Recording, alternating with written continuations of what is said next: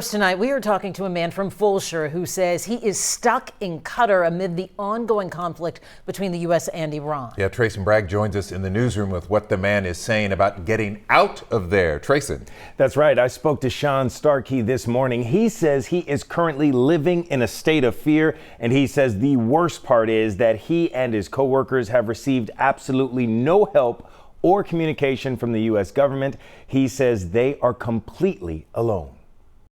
Sean Starkey traveled to Qatar for a work project. You know, alarms are going off saying take shelter, your phone's going off with emergency broadcasts nonstop. But now the Fulshire man says he is stuck. It's just missile strike after missile strike, drone attack. It's constant. And concerned with his safety amid the ongoing conflict between the U.S. and Iran. I'm sitting here relying on Qatar's missile defense system, and I have no idea how good it is or how bad it is or how much money they have invested in it and so I have to rely on that, and it never stops being scary. Several weeks ago, Starkey and two other Americans were subcontracted through their company, TR, to work on a project for Qatar Energy in Roslafan.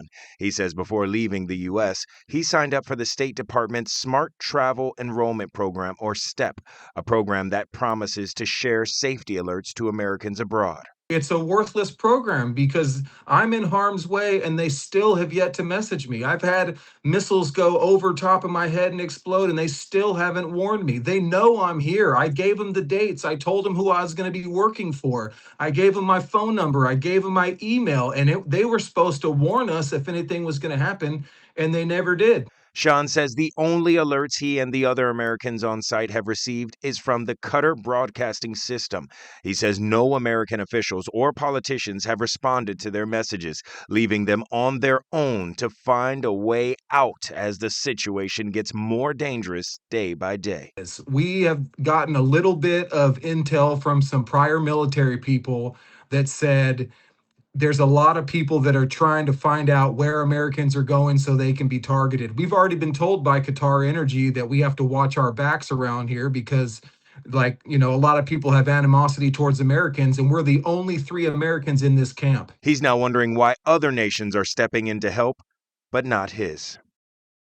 Now, we've reached out to the State Department on Sean's behalf. In its response, a spokesperson said there was no higher priority than the safe return of American citizens. Americans who need help should call the State Department hotline, though there was no direct answer on my questions regarding Starkey's case. You certainly understand his escalating frustration and concerns. Absolutely. Yeah, part of the problem, the airspace is still shut down there. That is part of the problem. He's just hoping they can maybe bus him out to another airport, another open airspace, to another and country. help him get home.